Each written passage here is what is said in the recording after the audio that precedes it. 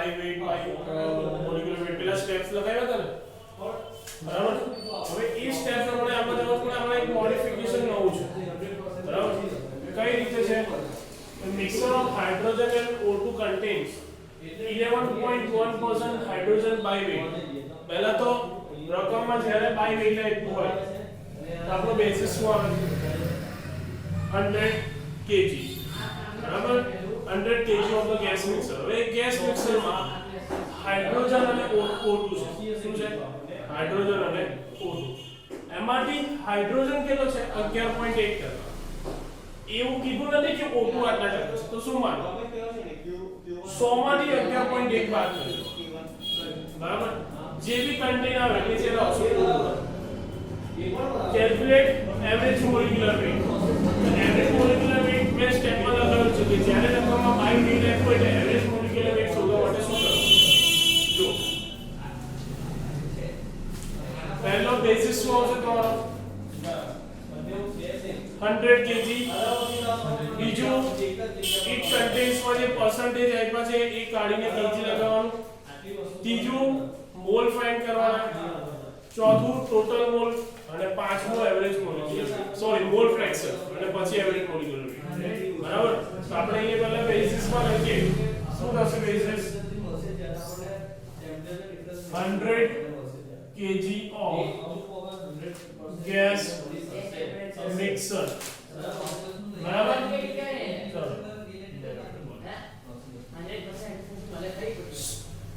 Video lecture ચાલે અવાજ ઊંચો રાખો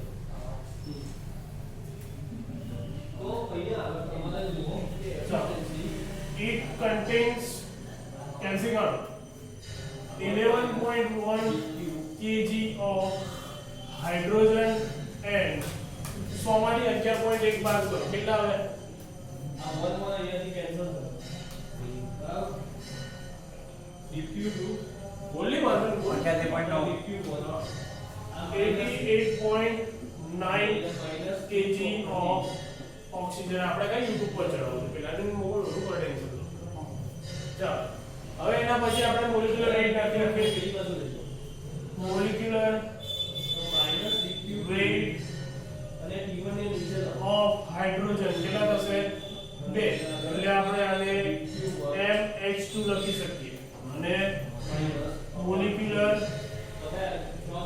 વેઇટ ઓફ O2 કેટલા લખીએ 32 એક ઓક્સિજનના 16 અને બે ના 32 બરાબર ચલો મોલ ફાઇન્ડ કરી નાખીએ mol is equal to weight upon molecular weight બરાબર એટલે moles of hydrogen in the gas mixture ચલો તો એનું વજન કેટલું આપ્યું છે હાઇડ્રોજન નું 11.1 અને એનું મોલેક્યુલર વેઇટ 2 ચલો તો કેટલો આવશે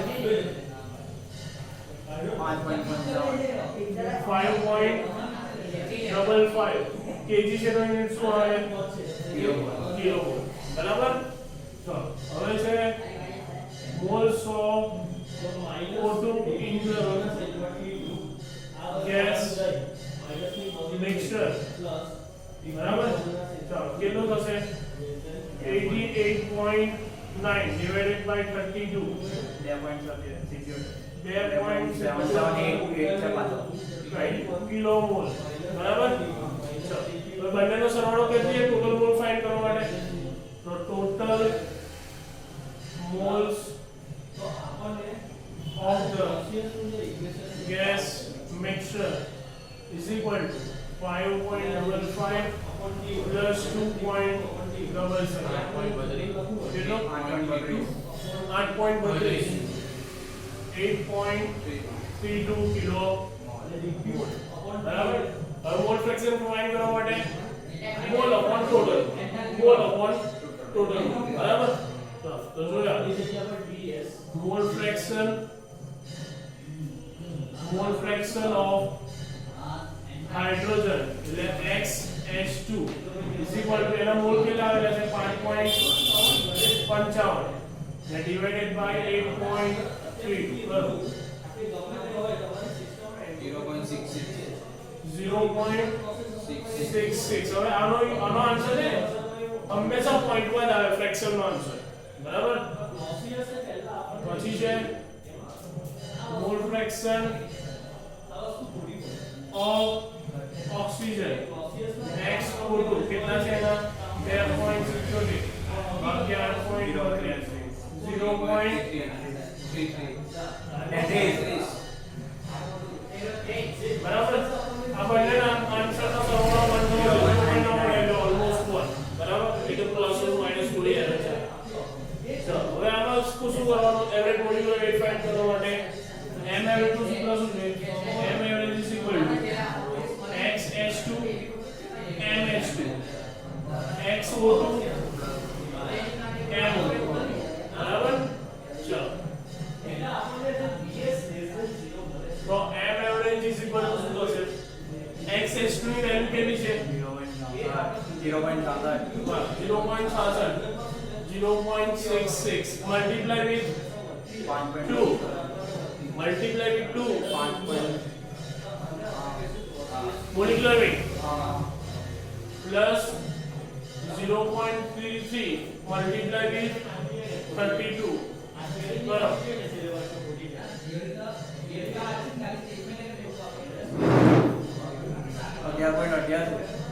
11.88 એટલે 11.88 આપણો પહેલો આન્સર જે મળવાનો હતો તે આપણને મળી હવે ફાઇન્ડ શું કરવાનું છે partial pressure of hydrogen and oxygen at 100 kilopascal and 303 Kelvin હવે partial pressure કેટલા શોધશો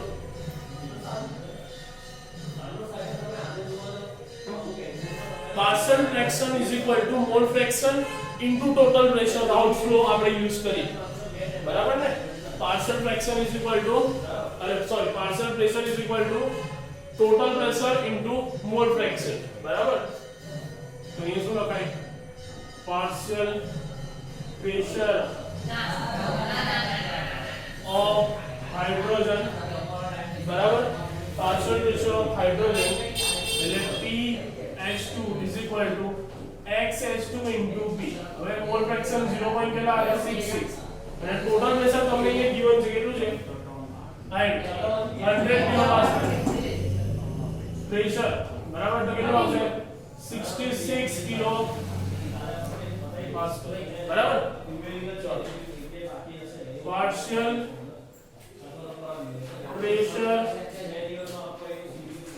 of શું થશે O2 is equal to PO2 is equal to XO2 into multiply with P XO2 ની વેલ્યુ કેટલી છે 0.33 અને આ 100 બરાબર ને એટલે 33 કિલો 66 ને 33 99 એટલે ઓલમોસ્ટ 100 બરાબર એટલે અહીંયા તરત તમે જો પોઈન્ટમાં વેલ્યુ વધારે લો તો આ સેટ થઈ જશે બરાબર એ ખાલી પૂછવા માટે પૂછે ટાઈપ છે હવે આમાં પબ્લિક ભૂલ ન કરે ખબર આઈડિયલ ગેસ ફ્લો વાપરી ગયા P = NRT પણ P = NRT કે એબ્સોલ્યુટ પ્રેશર મળે આપણે ફાઇન્ડ કરવાનું છે પાર્શિયલ પ્રેશર એટલે આ આવશો યુઝ કરો બરાબર લખી લો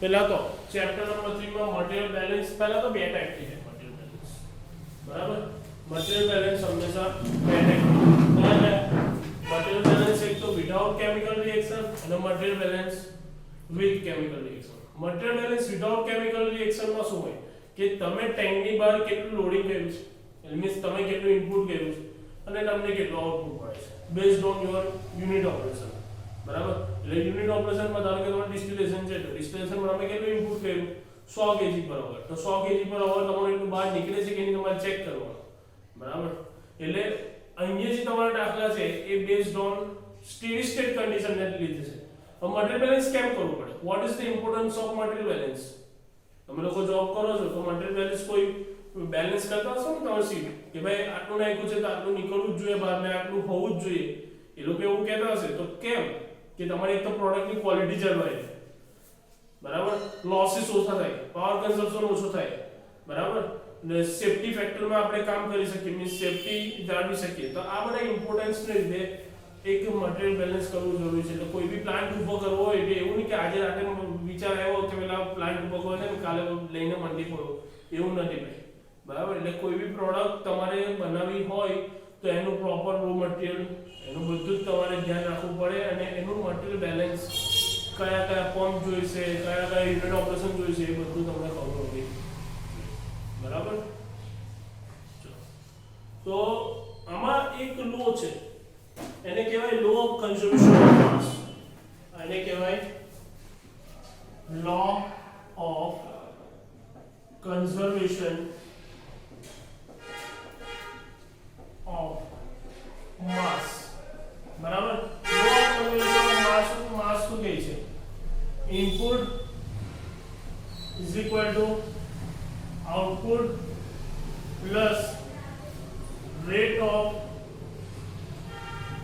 accumulation, બરાબર. આ જનરલ સૂત્ર છે, બરાબર. તો what is the accumulation? accumulation એટલે શું કે તમે with respect to time ની સાથે તમારા નંબર ઓફ મોલ્સ અથવા નંબર ઓફ કમ્પોનન્ટ્સ કેટલું ચેન્જીસ થાય છે એને કહેવાય rate of accumulation. આ જે સૂત્ર છે એ બેઝડ ઓન અનસ્ટેડી સ્ટેટ કન્ડિશન ને લઈને છે, બરાબર. અનસ્ટેડી સ્ટેટ એટલે શું કે વિથ રિસ્પેક્ટ ટુ ટાઈમ ની સાથે તમારા બધા વેરીએબલ ચેન્જ થતા હશે. હવે આપણે જે એક્ઝામ્પલ કરવાના છે એ based on steady state condition ની સાથે. સ્ટેડી સ્ટેટમાં ટાઈમ કોન્સ્ટન્ટ થઈ જાય, ટાઈમ કોન્સ્ટન્ટ થઈ જાય એટલે રેટ ઓફ એક્યુમ્યુલેશન ટર્મ શું થશે? નીકળી જશે, બીકોઝ ટાઈમ કોન્સ્ટન્ટ એટલે 0 થઈ જાય, બરાબર. તો આને કહેવાય સ્ટેડી સ્ટેટ, બરાબર. આ સ્ટેડી સ્ટેટ ઇક્વેશનમાં input is equal to output છે, એટલે ભાઈ કેટલું ઇનપુટ નાખ્યું અને આપણને કેટલું આઉટપુટ મળ્યું based on your unit operation. તો યુનિટ ઓપરેશન ને લઈને આપણે આમાં કામ કરવાનું છે. તો પહેલા તો વોટ ઇઝ યુનિટ ઓપરેશન એ ખબર હોવી જોઈએ. તો યુનિટ ઓપરેશનમાં ઓન્લી ફોર ફિઝિકલ ચેન્જીસ થાય, કેમિકલ ચેન્જીસ થાય નહીં. તો અત્યારે આપણે અત્યાર સુધી જે રીતે આપણે ડિપ્લોમામાં ભણ્યા કે ભાઈ માસ ટ્રાન્સફરમાં distillation, gas absorption, leaching, liquid extraction, એ બધું પણ એ બધું શું હતું? એમાં ખાલી કમ્પોનન્ટ અલગ થતા, સેપરેટ થતા, only four physical quantity change થતી હતી. એવું નથી કે ભાઈ ડિસ્ટિલેશનમાં આપણે નાખ્યું એટલે બીજી પ્રોડક્ટ નીકળે, બેન્ઝીન અને ટોલ્યુએન્ટ નાખ્યું તો કઈ ઝાયલીન નીકળે, એવું છે? એવું નથી થતું. બેન્ઝીન અને ટોલ્યુએન્ટ નાખ્યું તો પછી એ સેપરેટ થઈને જ બહાર નીકળશે. એટલે કમ્પોનન્ટ તો એ જ રહે છે, ખાલી only four physical quantity change થાય છે. તો એને કહેવાય યુનિટ ઓપરેશન. તો હવે એના અલગ અલગ બ્લોક ડાયાગ્રામ છે, તમારે યાદ રાખવાના છે, બરાબર. और पहलो एમાં બ્લોક ડાયાગ્રામ છે ડિસ્ટિલેશન, સોરી ડિસ્ટિલેશન છે કે કયું છે પહેલું જોવું પડે. એટલે ડિસ્ટિલેશન તો આવે છે પણ આપણે ક્રમ વાઇઝ છે. એ ડિસ્ટિલેશન કોણ, બરાબર. ચાલો ડિસ્ટિલેશન શેના માટે યુઝ થાય? ડિસ્ટિલેશન શેના માટે યુઝ થાય? separate between the two components, બરાબર, based on relative volatility. એટલે જેની દહનશીલતા વધારે એ જલ્દી વેપરાઇઝ થઈ જશે, અને જેની દહનશીલતા એટલે દહન થવાની શક્તિ ઓછી એ નીચે બોટમ ભાગમાં રહેશે. તો આપણે ફીડ મિક્સરમાં નાખીશું અહીંયા ફીડ F kg/h અને એનો મોલ ફ્રેક્શન છે xf, બરાબર. અહીંયા લખી દેવાનું અંદર डिस्टिलेशन ने ऊपर नीचे થી અહીંયા ડિસ્ટિલેટ શું આવશે? ડિસ્ટિલેટ, અને નીચે આવશે ટોપ, સોરી એમાં એને કહેવાય ટોપ પ્રોડક્ટ બી કહેવાય, બરાબર. નીચે આવશે રેસિડ્યુ અને એને બોટમ પ્રોડક્ટ પણ કહેવાય, બોટમ પ્રોડક્ટ. આને આપણે b kg/h અને એના મોલ ફ્રેક્શન છે xd, અને w kg/h લઈએ અને એના મોલ ફ્રેક્શન છે xw, બરાબર. અધારો આપણે બે કમ્પોનન્ટ છે a અને b, બરાબર. તો a અહીંયાથી નીકળશે અને b નીચેથી નીકળશે. એટલે બીના કમ્પોનન્ટમાં બી એનો તો થોડો ભાગ હશે, બરાબર, કે 100% એચયુ સેપરેશન થવાનો નથી, બરાબર. તો હવે કોઈ બી દાખલો ગણો તો પહેલા તમારું બેસિસ આવે, એના પછી શું આવે, બ્લોક ડાયાગ્રામ, એના પછી જે રકમમાં આપ્યું છે એ અંદર પુટ કરતા જાવ એની વેલ્યુ. આ બ્લોક ડાયાગ્રામ યાદ હશે ને, તો ડી ડબલ્યુ એફ ની વેલ્યુ તમને આપેલી હશે. એના પછી ઓવરઓલ મટીરીયલ બેલેન્સ કરો. તો જ્યારે ઓવરઓલ મટીરીયલ બેલેન્સ કરો ત્યારે એની સાથે મોલ ફ્રેક્શન લાગે નહીં. એ કયા કમ્પોનન્ટ લેવાના, ખાલી કેજી પર અવર વાળા જ કમ્પોનન્ટ લેવાના, આ એક્સ વાળા લેવાના નહીં, બરાબર. તો અહીંયા ઓવરઓલ મટીરીયલ બેલેન્સ કઈ રીતે લખાય, ઓવરઓલ મટીરીયલ બેલેન્સ. ચલો આપણે શું લીધું હમણાં, input is equal to output લખ્યું. ચલો ઇનપુટ કેટલું છે, ખાલી ફીડ છે, બરાબર. એટલે અહીંયા શું લખું મેં ઇનપુટમાં ફીડ, આઉટપુટમાં શું લખું, બે આઉટપુટ થાય છે તો ડિસ્ટિલેટ પ્લસ બોટમ પ્રોડક્ટ, બરાબર. તો ડિસ્ટિલેટ પ્લસ બોટમ પ્રોડક્ટ, બરાબર. ચલો feed F, ડિસ્ટિલેટ D, bottom product W. તો F is equal to D plus W. આમ થઈ ગયું. જો બધા કેજી પર અવર વાળા છે, કેજી પર અવર અને કેજી પર અવર, બરાબર. હવે મારે પર્ટિક્યુલર કમ્પોનન્ટ એનું કરવું છે. હવે કયા કમ્પોનન્ટ નું કરવાનું મટીરીયલ બેલેન્સ, કે જે ટોપ ભાગમાં, ઉપરના ભાગમાં વધારે નીકળતું હોય એને લઈને મટીરીયલ બેલેન્સ કરવાનું. તો આપણે ઉપર એ નીકળે છે તો અહીંયા મેં એવું લખું, material balance over component capital A. તો ઉપરનું ઇક્વેશન તો લખી દેવાનું, F પછી ડોટ કરીને થોડી જગ્યા, ડોટ કરીને થોડી જગ્યા અને W કરીને ડોટ થોડી જગ્યા, બરાબર. હવે F ની સાથે આનો મોલ ફ્રેક્શન કયા છે, XF. તો અહીંયા લખી દે XF. D ની સાથે XD અને W ની સાથે અને સોલ્વ કરો એટલે તમારો આન્સર આવી જાય, બરાબર. એટલે આ વસ્તુ યાદ રાખવી જરૂરી છે. આ વસ્તુ ના યાદ રહે તો તમે દાખલો કરી શકો નહીં. લખી લો, ખાલી બ્લોક ડાયાગ્રામ જ લખાવું છું, બીજું લખાવતો નથી. સેકન્ડ છે ઇવોપોરેશન, બાષ્પીભવન થાય ગુજરાતીમાં. તો ઇવોપોરેશનમાં બી સેપરેટિંગ જ છે, ડિસ્ટિલેશનમાં બી સેપરેટિંગ છે. બંનેમાં ફરક શું છે, કે જ્યારે સોલિડ કમ્પોનન્ટ કોઈ પ્રેઝન્ટ હોય તો એ ડિસ્ટિલેશનમાં ઈઝીલી સેપરેટ નહીં થઈ શકે. એના માટે આપણે ગરમ કરીને પાણીને બાષ્પમાં રૂપાંતર કરવી પડે અને જે સોલિડ કચરો છે એને અલગ કરવો પડે, એટલે ક્રિસ્ટલ, બરાબર. ચાલો તો અહીંયા આપણે ઇવોપોરેશન, અહીંયા તમારું આવશે વીક લિકર. એટલે અહીંયા તમારા સોલિડ કન્ટેન્ટ કેવા હશે, પહેલા ઓછા હશે કેમ કે અંદર ડિસોલ્વ થઈ ગયા હોય, બરાબર. ઉપરથી નીકળશે. હવે આમાં સોલ્વન્ટ હોય ને કે ઇવોપરેટેડ કરવાનું, સોલ્વન્ટ એટલે પાણી. એટલે અહીંયા લખું છું વોટર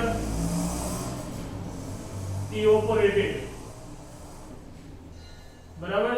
અહીંયાથી નીકળશે થિક લિકર. થિક લિકરમાં અહીંયા સોલિડના કન્ટેન્ટ વધારે હશે, તો જે સોલિડના કન્ટેન્ટ ઓછા આપ્યા હોય તો વીક લિકરમાં લખવાનું અને વધારે આપ્યા હોય તો થિક લિકરમાં લખવાનું. અને છેલ્લે નીચે મળશે ક્રિસ્ટલ ઓક્ટેન, બરાબર. તો આના મારે લખવું હોય તો કઈ રીતે લખાય, ઓવરઓલ મટીરીયલ બેલેન્સ. અહીંયા તો કોન્સન્ટ્રેટ લિકર લખ્યું ને નીચે ડાઉન કોઈ બી ચાલે, અહીંયા કે અહીં ચાલે, કોઈ બી ચાલે ને. અહીંયા કોન્સન્ટ્રેટેડ લિકરની જગ્યાએ ટીક લિકર લખે તો બી ચાલે. ચાલો ઓવરઓલ મટીરીયલ બેલેન્સ શું થશે, ઇનપુટ કેટલા છે, અને આઉટપુટ તો શું લખાય, weak liquor is equal to water evaporated plus thick liquor plus crystal okay બરાબર ચલો હવે આના પછી મારે મટીરીયલ બેલેન્સ કરવું છે વોટરનું મારે મટીરીયલ બેલેન્સ કરવું છે વોટરનું કઈ રીતે લખાઈ જવું જોઈએ આપણે મટીરીયલ બેલેન્સ ઓફ વોટર તો કઈ રીતે લખાશે વોટર કઈ જગ્યા હશે વીક લિકરમાં વોટર હશે વોટર ઇવોપરેટ એટલે પોટેજ વોટર છે એટલે એ બી હશે ઠીક લિકરમાં હા હશે બધું થોડી ઇવોપરેટ થઈ જશે થોડું તો રહેશે ને ક્રિસ્ટલમાં એવું આપણે એઝ્યુમ ક્રિસ્ટલમાં બી હોય ક્રિસ્ટલ બી ના હોય એમ પણ આપણે એવું એઝ્યુમ કરીએ કે ક્રિસ્ટલ આપણને બહુ ઓછા પ્રમાણમાં નીકળે છે નિગ્લેજેબલ છે નીલ છે તો આને ભૂલી જઈએ તો શું લખાય વોટર ઇન વીક લિકર ઇનપુટમાં water in weak liquor is equal to શું લખાય વોટર evaporated plus water બોલો કોણ આગળ આપણે water in thick liquor plus એ તો આપણે નિગ્લેજેબલ લીધું બરાબર એટલે આટલી વસ્તુ અમારે મટીરીયલ બેલેન્સ સોલિડ નું કરવું છે તો કઈ રીતે થાય સોલિડ આમાં છે કે ઇનપુટમાં સોલિડ હોય તો આઉટપુટમાં નીકળે એટલે solid in weak liquor water evaporate solid નીકળે કેમ કે વેપર હોય water in solid in weak liquor અને ક્રિસ્ટલ તો હોય તો લેવાના ના હોય તો નહીં લેવાના પડી ગઈ ખબર તો આજે આપણો અહીંયા સુધી ફિનિશ આજે આટલું કરીશું આ લખી લો અને પછી જાઓ